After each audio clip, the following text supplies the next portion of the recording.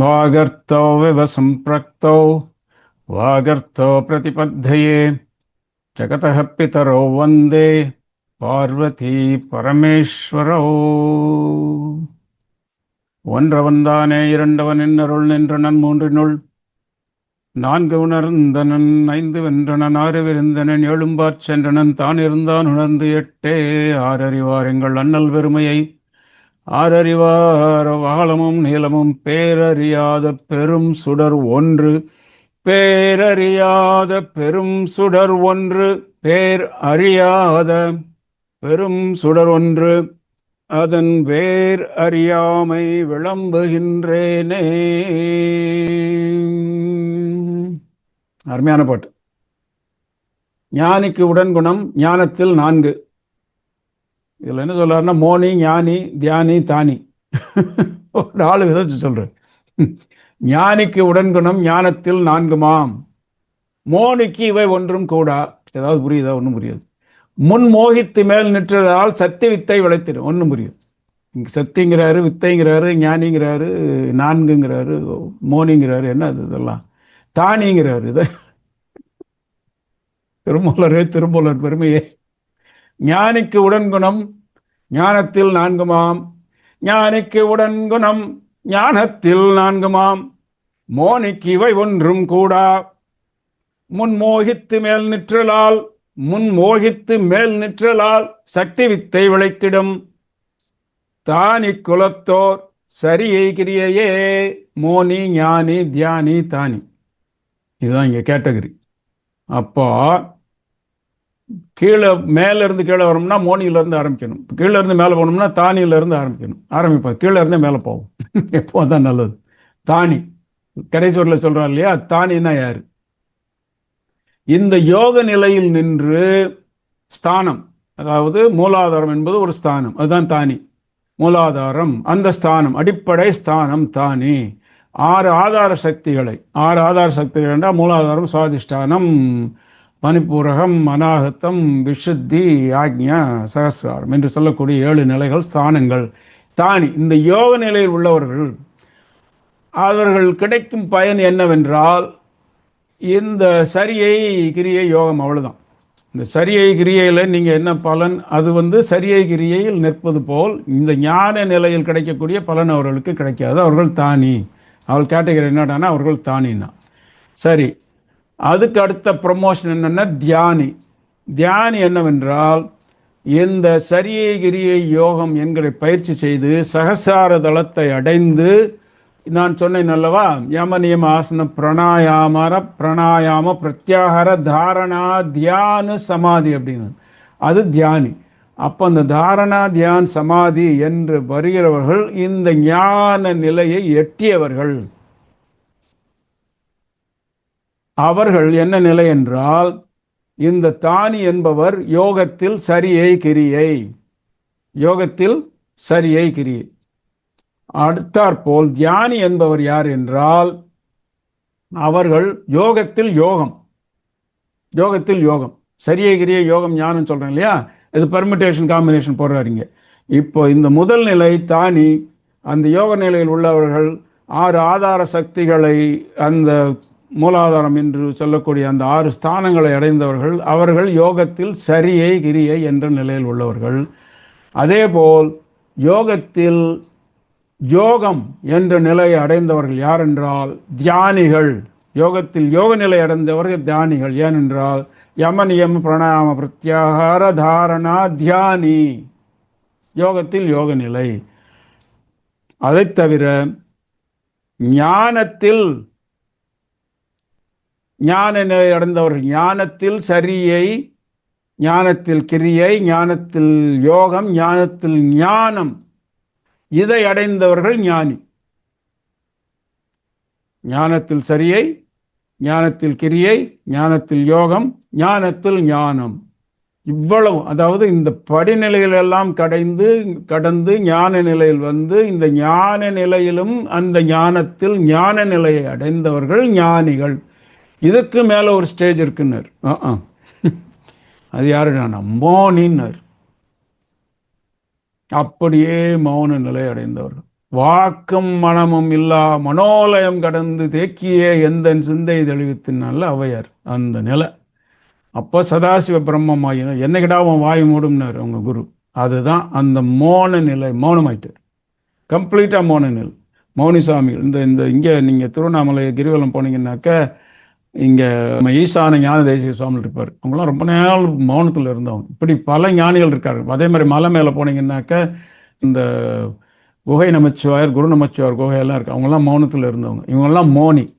இப்போ இந்த மோனி என்பவர் என்னவென்றால், இது இந்த நிலையெல்லாம் கடந்து இவை ஒன்றும் வேண்டாத, இவை ஒன்றும் தேவைப்படாத நிலையில் உள்ளவர். அவருக்கு ஞானத்தில் சரியை வேண்டாம், ஞானத்தில் கிரியை வேண்டாம், ஞானத்தில் யோகம் வேண்டாம், ஞானத்தில் ஞானமே வேண்டாம், எல்லாத்தையும் கடந்துட்டார்.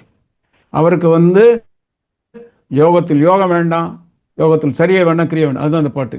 ஞானிக்கு உடன்குணம் ஞானத்தில் நான்குமாம். ஞானிக்கு மோனிக்கு இவை ஒன்றும் கூடா, இதெல்லாம் அவர் தேவைப்படாது, இதெல்லாம் அவர் கடந்துட்டாரு.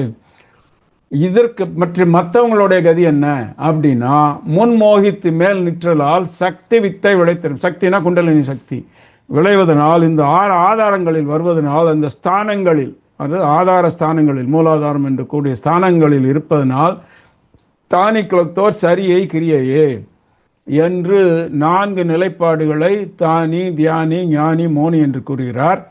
இதை இன்னும் நான் சிறு விவரமாக பார்த்தால், தானி 6 ஆதாரங்களில் பெறுவனர். யோகத்தில் சரியையும் யோகத்தில் கிரியையும்.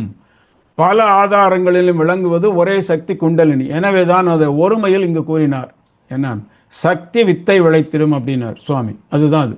பல ஆதாரங்கள் மூலம் ஒரே குண்டலினி சக்தி. அப்போ தியானம் என்னது? 7ஆம் தானமாகிய சகசிராரத்தில் நிற்போர்க்கு விளைவது யோகத்தில் யோகம். அவர் தியானி. அப்புறம் ஞானி யாரு? கேட்டல், சிந்தித்தல், தெளிதல். அதாவது ஸ்ரவண மனன நிதித்தியாசன நிஷ்டைன்னு சொல்லுவோம். சிரவண மனனம் நிதித்தியாசனம் சொல்லுவாங்க. அப்படி என்றவென்றால் குருவின் திருவார்த்தைகளை கேட்டல், அவற்றை ஆராய்ந்து தெளிதல், தெளிந்த பின் அவற்றை நாம் தியானித்து இறுதியாக நிஷ்டை கூடல். இதைத்தான் ஸ்ரவண மனன நிதித்தியாசனம்னு அடிக்கடி சொல்லுவாங்க இந்த வேதாந்தத்தில் எல்லாம். நீங்கள் கேள்விப்பட்டிருப்பீங்க. அதை நாம் தமிழில் கேட்டல், சிந்தித்தல், தெளிதல், நிஷ்டை கூடல் என்று சொல்கிறோம். ஞானத்தில் யோகம் என்பது தெளிதல், ஞானத்தில் ஞானம் என்பது நிஷ்டை கூடல். இப்படி சரியை, கிரியை, யோகம், ஞானம் என்று ஞானத்தில் சரியை, ஞானத்தில் கிரியை, ஞானத்தில் யோகம், ஞானத்தில் ஞானம் என்று 4 நிலைப்பாடுகளை கூறி, இந்த மோனி என்பவர் அனைத்தையும் கடைந்தவர். இதை மொதல் பாட்டிலே அவர் சொன்னார். எப்படி சொன்னார்? சப்தம் கடந்தோர்னார் இல்லையா? மொதல் பாட்டில் சொன்னார். அதை இங்கே கனெக்ட் பண்ணணும்னு நீங்கள் சொன்னார் இல்லையா? நம்ம பார்த்தோம், நல்லா பார்த்தோம். அது எப்படி பார்த்தோம்? சத்தமும் சத்த மனமும். 2ஆம் பாட்டு சொன்னார், கிளியராக சொன்னார். சத்தமும் சத்த மனமும் எல்லாத்தையும் கடந்தவங்க அவங்க தான் சன்மார்க்க யோகி அப்படின்னு சொல்லி அந்த பாட்டில் பார்த்தோம். அடுத்தாற்போல் இன்னும் 8ஆவது பாடலில் கொஞ்சம் டைம் ஆயிருக்கு. சரி, இப்போ ஞானத்தில் ஞானாதி 4மாம் ஞானிக்கு. ஞானத்தில் ஞானமே, இந்த ஞானத்தில் ஞானம்னா என்னன்னு சொல்றார்? ஞானத்தில் ஞானமே நான் எனது எண்ணாமை. அப்ப ஞானத்தில் யோகம் என்ன? இன்னும் கொஞ்சம் விரிவாக சொல்றார் இந்த பாடல். ஞானத்தில் யோகம்னா என்ன? நாதாந்த நல்லொளி. இப்ப ஞானத்தில் கிரியை என்ன? நன்முக்தி நாடலே. இப்போ ஞானத்தில் ஞானம் நான் எனது அப்படி என்கிற ஒரு மனநிலை அல்லாமல், மனநிலையற்று நான் எனது எண்ணாமை அறிய வேண்டிய அறிவாகிய, பலமுறை பார்த்தோம், அது அறிய வேண்டிய அறிவாகிய சிவ பரம்பொருளை அறிந்து அதில் ஒன்றுவார்கள். அதில் எப்படிப்பட்ட நிலை? அதுதான் ஞாத்தா ஞான் கேய். நேயம் சிவப்பரம்பொருள், அறியக்கூடிய பொருள். அந்த ஞாத்தா ஞேய் என்று 3 நிலைப்பாடும் ஒரு நிலைப்பாடாகி, அதுதான் இன்னொரு பாட்டில் சொன்னார். தன்பால் உலகம் தனக்கு அருகாவதும். அது முதல் லைன். அதாவது நான் எனது எண்ணாமை, இதெல்லாம் என்னால் இல்லை, சிவபெருமானுடைய அன்பினால், அவருடைய கருணையினால் நடந்தது. அன்பால் எனக்கு அருளாவது மாவனை என்பார்கள் அப்படின்னார்களே, அதைத்தான் இங்கே சொல்றார். அப்பொழுது ஞானத்தில் ஞானம் என்றால் நான் எனது எண்ணாமை அறிய வேண்டிய அறிவாகிய சிவபெரும்பொருளை அறிந்து அதில் ஒன்றுவார்கள். ஞானத்தில் ஞானம். அடுத்தாற் போல் ஞானத்தில் யோகம் என்னவென்றால் நாதாந்த நல்லொளி எல்லையற்ற சிவ ஒளியில் சேர்தல். அது இன்னொரு பாட்டில் சொன்னார். 5வது பாட்டில் என்ன சொன்னார்? குறியும் குணமும் குறைகளல் நீங்கா இறைவனுடைய திருவுருவத்தையும் இறைவனுடைய குணாதிசயங்களையும் அவனுடைய திருவடிகளையும் நாம் நினைந்து மகிழ்ந்து உணர்ந்து ஒன்றினால் அவருக்கு நீத்தொழியாமனர். அதுதான் ஞானத்தில் யோகம். அதுதான் நாத ஆந்த நல்லொளி, நாதத்தின் அந்தமாகிய நாதத்தை கடந்த நாத பிந்து கலாத்தி நமோ நம என்று கூறுவது போல நாதத்தை கடந்த நல்லொளி. அதை மற்றொரு பாட்டில் கூறியது போல அது நீத்தொழியாமை. ஞானத்தில் யோகம் என்பது சிவனுடைய குணாதிசயங்களையும் அவருடைய திருவுருவங்களையும் சிவலிங்க திருமேனியையும் நாம் நினைந்து உருகி அவருடைய திருவடிகளை நினைந்து அதில் மனம் லயித்து செய்யக்கூடிய அந்த ஒரு செயல் ஞானத்தில் யோகம். அப்பொழுது நமக்கு என்ன அனுபவம்? நீத்தொழியாமைன்னு அந்த பாட்டில் கூறணும். அதுதான் இங்கே கூறுகிறார். நாதாந்த நல்லொளி எல்லையற்ற சிவ ஒளியில் சேர்தல். சரி, அப்புறம் அப்புறம் என்ன ஆகும்? அந்த ஞானத்தில் யோகம் என்பது கூனல் மதிமண்டலத்து எதிர்நீர் கண்டு 6ஆம் பாட்டில் சொன்னார்லே, அதெல்லாம் இங்கே சம்மரியாக சொல்கிறார். கூனல் மதிமண்டலத்து எதிர்நீர் கண்டு ஊன மறுத்து நின்ற ஒன் சுடராகுமேன்னாரு. 5லையும் ஒளினாரு, 6ல் ஒன் சுடருங்கிறாரு. இங்கே இப்போ இந்த பாட்டில் 8வது பாட்டில் நல்லொளிங்கிறார். அதுதான் ஞானத்தில் யோகம். ஸோ எல்லாமே கருத்து ஒன்று தான், ஞானத்தில் ஒளி. அப்புறம் இது ஞானத்தில் யோகம். அப்புறம் ஞானத்தில் உள்ள முதல் படியாகிய சரியை கிரியை என்னவென்றால், இந்த நமக்கு ஒரு ஆர்வம் ஏற்படுகிறது அல்லவா, இந்த உலகாயுதம் வாழ்க்கையில் வெறுப்பு என்று சொல்லக்கூடாது, உலகாயுதம் வாழ்க்கை புரியாமை, உலகாயுதம் வெறுப்பென்றே கூட கூறலாம். ஒரு வெறுப்பு ஏற்பட்டு என்னதான் செஞ்சாலும் ஒரு நிம்மதி இல்லை என்று வெறுப்பு ஏற்பட்டு ஆன்மீகத்துறையில் காலடி எடுத்து வைத்து இந்த இறுதியாக நற்காரியத்தால் நல் புண்ணியத்தால் சிவ சிந்தனை செய்து சிவபெருமானை அடையக்கூடிய வழிமுறைகளை பின்பற்றினால் அதுதான் ஞானத்தில் சரியை கிரியை. அது என்னவென்றால், நாம் இந்த வேதாந்த சொற்களில் என்ன கூறுவோம் என்றால் முமுக்ஷு ஜிஞ்ஞாசு என்று கூறுவோம். ஜிஞ்ஞாசு என்றால் இந்த வாழ்க்கையை பற்றி ஆலோசித்து இதில் என்னதான் நமக்கு மிகுந்தது, இதில் மகிழ்ச்சி இல்லையே, நிரந்தரமான ஒரு நிம்மதி இல்லையே, நிரந்தரமான ஒரு மகிழ்ச்சி இல்லையே, நிரந்தரமான நிம்மதி எங்கே கிடைக்கும், மகிழ்ச்சி எங்கே கிடைக்கும், நிரந்தரமான ஆனந்தம் எங்கே கிடைக்கும் என்று தேடுதல் வந்தவுடன் அது ஜிஞ்ஞாசு நிலை. அதற்கு அடுத்தாற்போல் முமுக்ஷு என்ற நிலை மாறி ஆராய்ந்து தெளிதல் அடுத்த நிலை. இதைத்தான் இங்கு கூறுகிறார். அது ஞானத்தில் சரியை கிரியாகிய நிலை. தத்துவ கூட்டத்தினின்று விடுபாடுமாற்றை சிந்தித்தல். இந்த தத்துவ கூட்டம் என்றால் இந்த 24 தத்துவங்களாகிய இந்த உலகம், இவையெல்லாம் கடந்து நிற்கிற பரம்பொருளை அறிய வேண்டும். இது நான் உடல் அல்ல, நான் உணர்வல்ல, நான் ஸ்தூல சரீரம் அல்ல, சூக்ஷ்ம சரீரம் நான் அல்ல. இதிலிருந்து விடுபட்டு சிந்திக்க தொடங்கினால் அதுதான் ஞானத்தில் சரியை கிரியை. அதைத்தான் முதல் பாட்டிலே சொன்னார் இல்லைங்களா? சத்தம் கடந்தவர், சத்தமும் சத்தமனும் இந்த தத்துவங்களை கடந்து இந்த தத்துவ கூட்டத்தில் நின்று விடுபற்று தன்னை தானாக பார்த்தல். தன்னையறிந்தின்பமுற வெண்ணிலாவே ஒரு தந்திரம் நீ சொல்ல வேண்டும் வெண்ணிலாவே அப்படின்னு வள்ளலார் பாடினார். அந்த தன்னை அறிதல், இந்த தத்துவ நிலைகளில் எல்லாம் இருந்தால் நான் அல்ல என்று விடுபட்டு உண்மையாகிய நான் யார் என்ற நிலையை அறியக்கூடியது அந்த ஒரு முயற்சி, அந்த ஒரு உந்துதல் இந்த ஞானத்தில் சரியை கிரியை.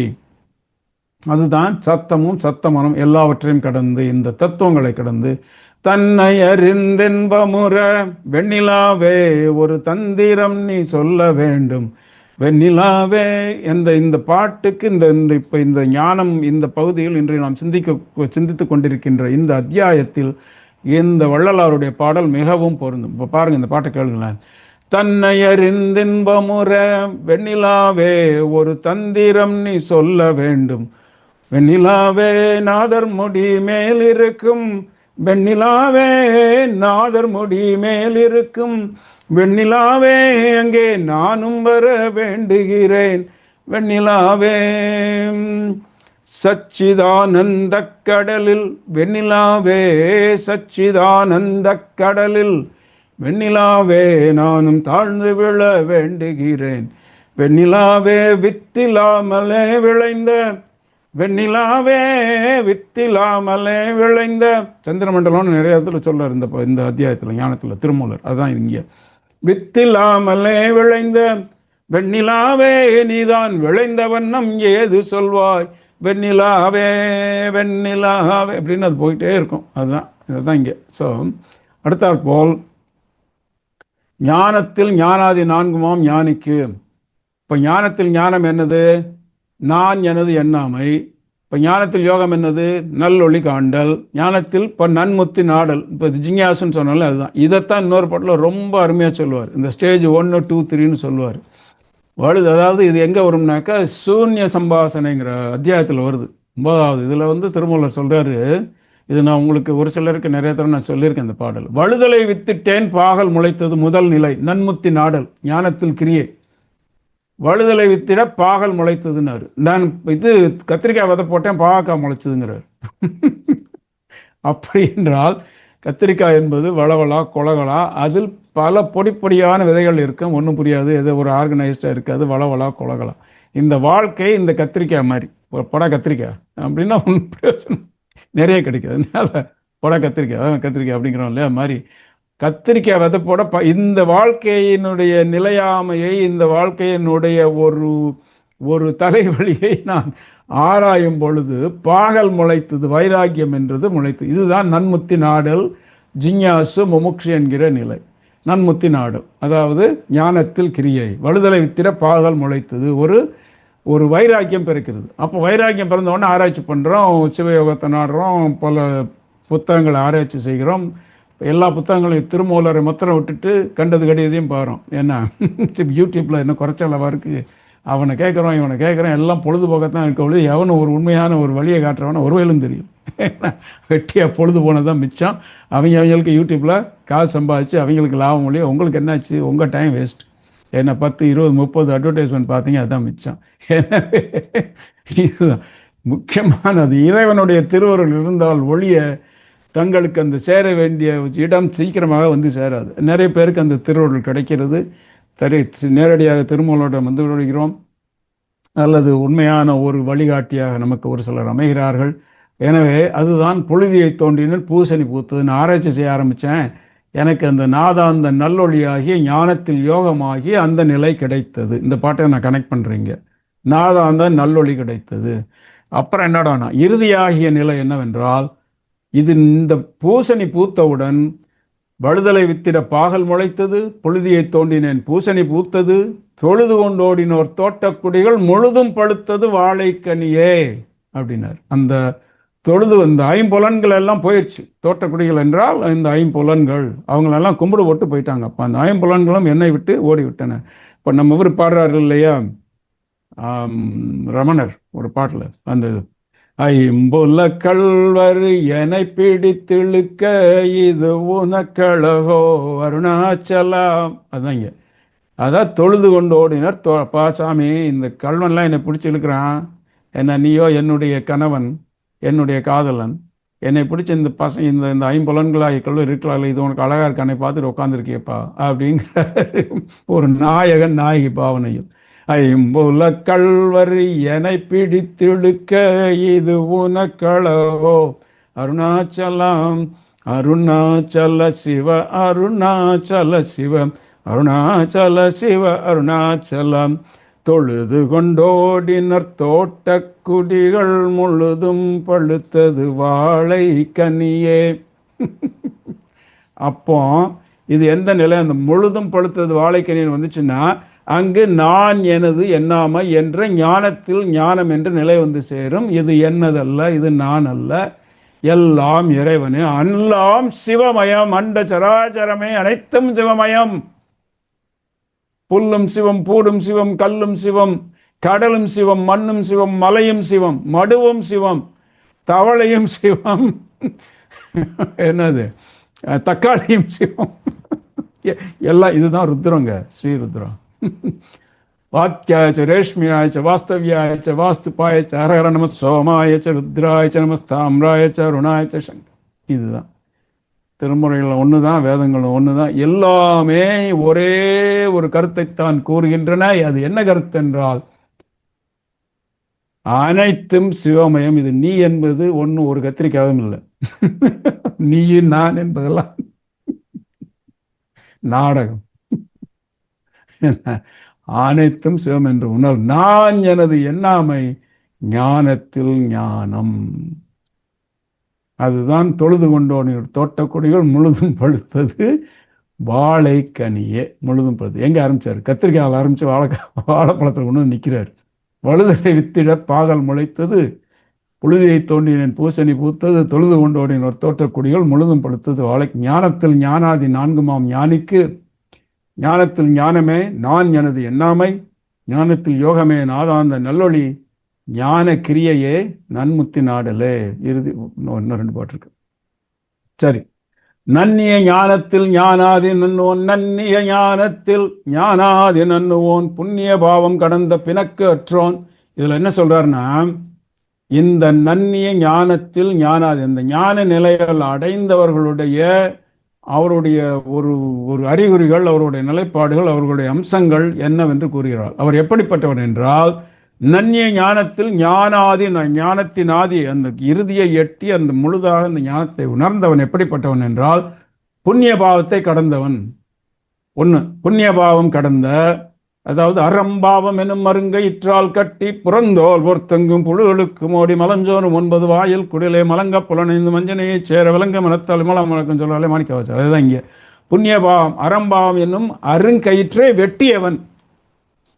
இங்கே யார் அந்த ஞானி? யாரு? அந்த அறம்பாவின் மருங்கயிற்றை வெட்டியவன். சரி, வெட்டி என்னாச்சு? இருள் சேர் இருவினை கடைந்தவன். இருவினை ஒப்புன்னு சொல்றோம் இல்லைங்களா? அந்த இருவினை என்னது? இருள் சேர் இருவினை, அதை கடந்தவன், இறைவனை ஒப்பு என்ற நிலையை அடைந்தவன். அடுத்தா பொண்ணு சொல்றாரு, பிணக்கு அற்றோன். புண்ணிய பாவம் கடந்த பிணக்கு அற்றோன். பிணக்குனாக்கா மண்டையடி. வேறுபாடு இருந்தால் மண்டையடி, வேறுபாடு இல்லைன்னா பிணக்கு இல்லை. உனக்கு என்னப்பா பிணக்கு ஆகிப்போச்சு உங்களுக்குள்ள அப்படின்னு. அதெல்லாம் இப்போ பேதம் இருந்தால் பிணக்கு. இவன் எப்படிப்பட்டவன்? இந்த ஞானாதி நன்னுவோன் எப்படிப்பட்டவன் என்றால், அவன் பேதமற்றோன். தான் எனது, அது இது, அவள் இவள், அவன் இவன் எல்லாம் வேறு வேறு, இப்படி இதில் எல்லாம் வேறு வேறுன்னு சொல்லிட்டு, இந்த உலகமே படைக்கப்பட்டது எனக்காக, என்ன எல்லாவற்றிலும் எனக்கு உரிமை உண்டு, நான் தான் முதலில் நிற்க வேண்டும், என்னைத்தான் முதலில் நிறுத்த வேண்டும், எனக்குத்தான் எல்லாம் கிடைக்க வேண்டும், இந்த தான் தான் தான் இருக்காங்களே, உலகத்துக்கே பெரிய பிரச்சனை. ஆனால் உலகத்தில் ஒருத்தர் சொல்லி திரிகிறார்கள் அமெரிக்காவில். உலகத்துக்கே பெரிய பிரச்சனை ஆகிட்டு இருக்கு. என்ன இப்ப இந்த பிணக்கு அற்றோன் யார் என்றால், அந்த பேதமற்றோன். என்ன பேதமற்றோன்?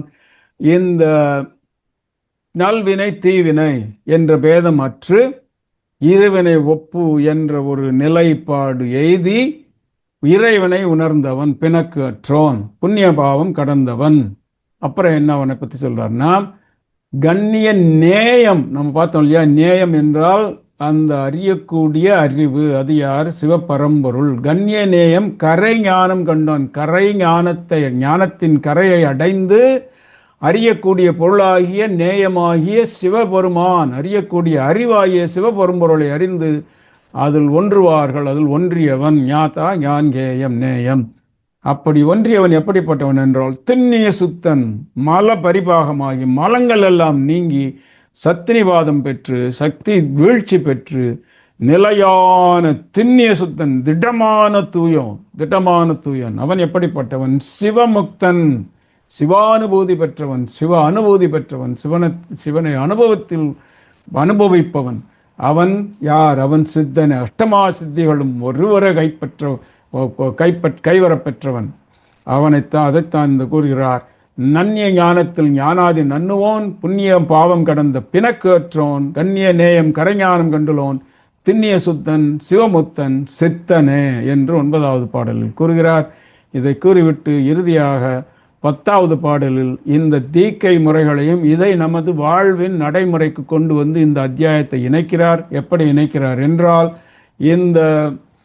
இந்த சமய தீட்சை என்றால் என்ன, இதில் விசேட தீட்சை என்றால் என்ன, நிர்வாண தீட்சை என்றால் என்ன, அபிஷேகம் என்றால் என்ன என்ற சைவ சமயத்தில் உள்ள பல தீக்கை முறைகளை இங்கு கொண்டு வந்து நமக்கு காட்டி, இந்த தீக்கை முறைகளானது வெறும் ரிச்சுவல்ஸ் என்று சொல்லக்கூடிய ஒரு மதச்சடங்குகள் அல்ல, சமயச் சடங்குகள் அல்ல. இதனுடைய உண்மையான தத்துவம் என்பதை இங்கு நமக்கு கூறுகிறார். இப்போ நிறைய பேர் நான் அந்த தீட்சை வாங்கிட்டேன், இந்த தீட்சை வாங்கினேன், அதெல்லாம் வெறும் சமயச் சடங்கு தான். இந்த நிகழ்வு நிகழ்வாத வரைக்கும் நீங்கள் என்ன தீட்சை வாங்கினாலும் ஒரு மண்ணாங்கட்டிக்கும் பிரயோஜனம் இல்லை. இது நான் சொல்லலை, திருமூலர் சொல்றார். சமய தீட்சை என்னது? ஞான சமயமே நாடும் தன்னை காண்டல், நான் என்று ஆராயிரவன் தன்னை அறிதல் ஞான சமயே. போடுறதே என்ட்ரியே பெரிய என்ட்ரன்ஸ் எக்ஸாம்ஸே பெரிய எக்ஸாம் இருக்கு.